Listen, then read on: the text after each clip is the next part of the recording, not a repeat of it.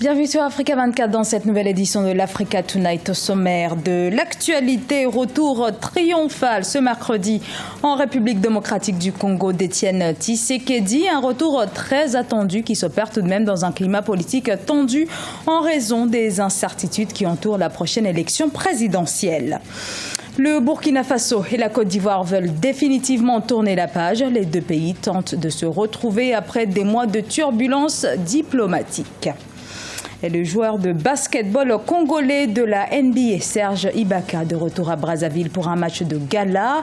Une rencontre au cours de laquelle il a partagé un message d'espoir aux jeunes passionnés de basketball.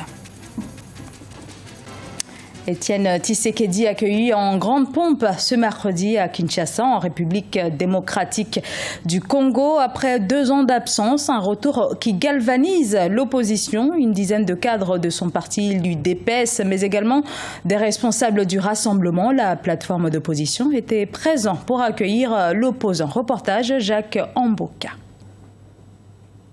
C'est autour de 14 heures que les jets transportant le président de l'Union pour la démocratie et le progrès social, Étienne Tshisekedi, a atterri à l'aéroport international d'Ndjili ce mercredi 27 juillet 2016. En provenance de Belgique, le leader Maximo, comme on les surnomme, rentre dans son pays après 2 ans d'absence. Le retour de Tshisekedi intervient à une période très cruciale où les pays se préparent pour le dialogue politique. D'abord, je voudrais exprimer ici la joie de tout le peuple congolais de voir ce grand dirigeant qui est Étienne Tshisekedi Wamulumba, parti de ce pays il y a 2 ans, revenir en bonne santé pour prendre la commande des opérations afin de nous amener à l'alternance et donc au changement qu'attendent les Congolais depuis des décennies. Le cortège du président de l'UDPS sous escorte de la police nationale a mis des heures avant d'atteindre sa résidence de Limete, distante d'une quinzaine de kilomètres. Tshisekedi à Kinshasa, un sujet qui va alimenter les salons des partis politiques dans les perspectives de la fin du mandat du président Kabila. L'UDPS évoque une possible transition, une position diversement commentée par la classe politique. Il faut d'abord dire 3 choses qui ne doivent pas être confondues. Il n'y a pas un mécanisme aujourd'hui qui fera de M. Tshisekedi président de la République avant les élections. 1. 2. Il n'y a pas un mécanisme qui fera partir le président après le 19 décembre sans les élections.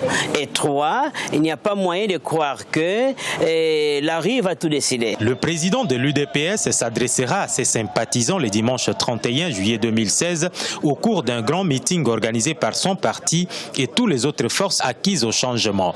Il sera question, selon les cadres de l'UDPS, de donner de nouvelles orientations relatives aux enjeux politiques du moment. Première visite officielle du président burkinabé Roch Marc Christian Kaboré ce jeudi en Côte d'Ivoire. Les 2 États tentent de restaurer leurs relations en vertu du traité d'amitié qui les lie depuis 2008. Et cette rencontre avec son homologue ivoirien Alassane Ouattara revêt des enjeux décisifs après des mois de relations diplomatiques mouvementées. Birama Saounera.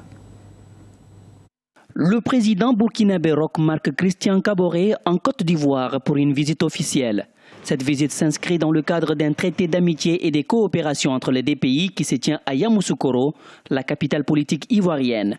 Ces sommets réguliers entre les 2 voisins n'avaient pas eu lieu en 2015. Depuis la chute du président Blaise Compaoré en octobre 2014, plusieurs dossiers ont cristallisé les relations entre les 2 États. Cette visite du président burkinabé est censée mettre fin à plusieurs mois de tensions diplomatiques entre le Burkina Faso et la Côte d'Ivoire. Je pense qu'aux yeux du monde entier, c'est de démontrer que les malentendus entre la Côte d'Ivoire et le Burkina est une grosse parenthèse qui est fermée et que ce qui importe maintenant, c'est de réchauffer cette relation. C'est de montrer aussi aux 2 peuples que dans des relations entre 2 pays ou entre 2 nations, il peut y avoir des incompréhensions. Donc, ce qu'on entend, je pense, à mon avis, que c'est de consolider les relations.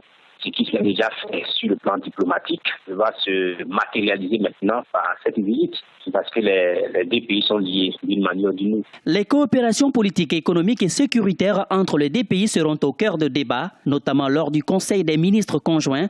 Ayant subi des attaques terroristes en début d'année 2016, le Burkina Faso et la Côte d'Ivoire profiteront de ce sommet pour tenter de trouver des solutions afin de renforcer la coopération au niveau sécuritaire. Le Burkina a une forte communauté en Côte d'Ivoire et que les relations économiques sont assez fortes parce que le Burkina est le premier partenaire de la Côte d'Ivoire. Le Burkina a beaucoup d'intérêt avec la Côte d'Ivoire. On a vu avec l'électricité, la voie ferrée. Ce sont des éléments économiques qui pèsent, n'est-ce pas, dans les relations économiques entre les deux pays. Et c'est surtout sur ces questions-là que les débats vont plus se porter.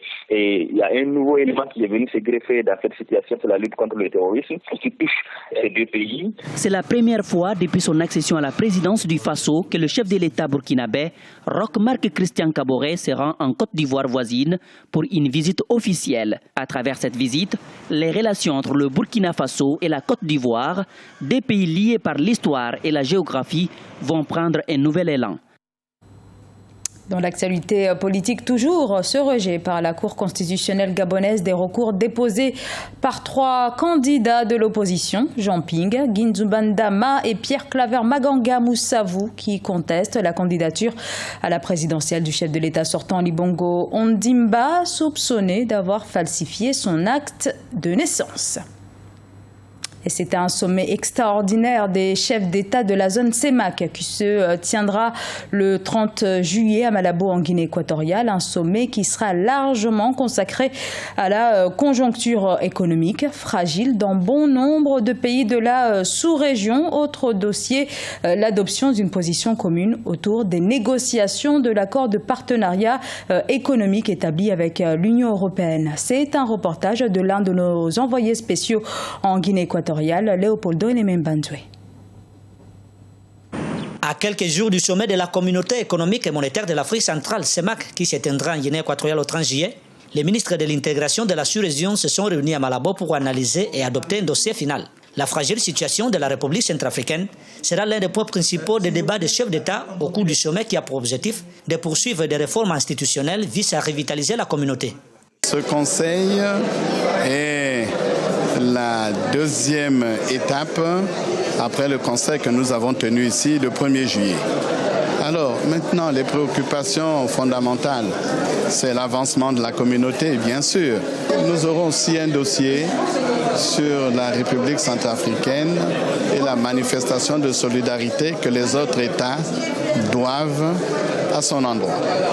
Lors du dernier sommet des chefs d'État tenu le 6 mai 2015 à Brazzaville, la sous-région avait proposé, entre autres, l'harmonisation du mandat de 5 ou 7 ans pour tous les premiers responsables de la communauté et la revitalisation de l'accord de libre-échange entre l'Union européenne et l'Afrique centrale.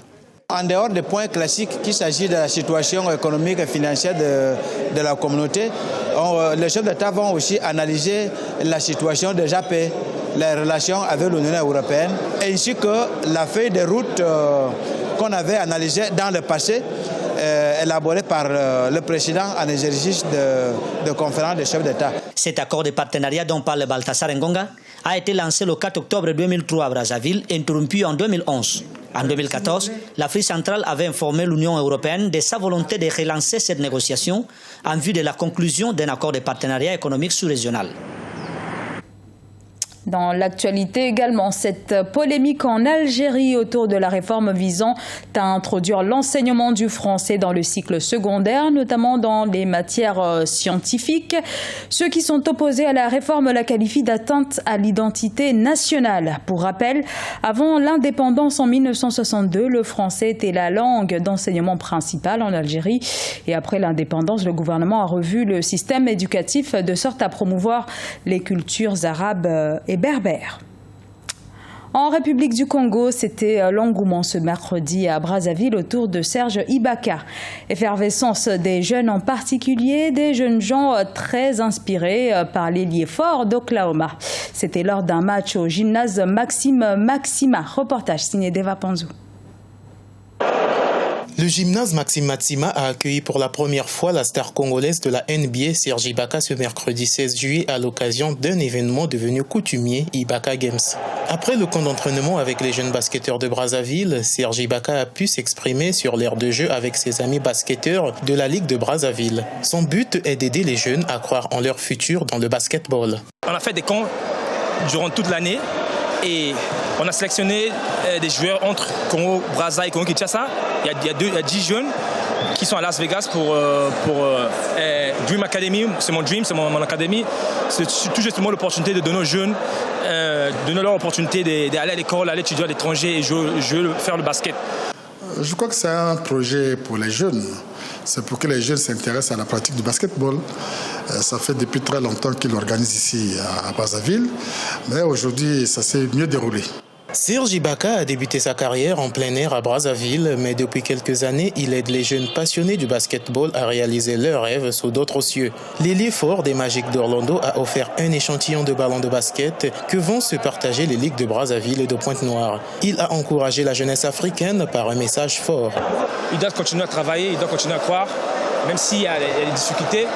Moi aussi, je suis sorti ici comme ça, et j'ai commencé comme ça comme eux, et là, aujourd'hui, je suis là où je suis. C'est grâce à mon travail, grâce à la patience. Serge Ibaka a plusieurs projets de développement du basketball congolais. Ainsi, il a souhaité l'unité entre les ligues et la Fédération congolaise de basketball. Le nouvel ailier d'Orlando poursuivra son périple à Kinshasa les 28 et 29 juillet.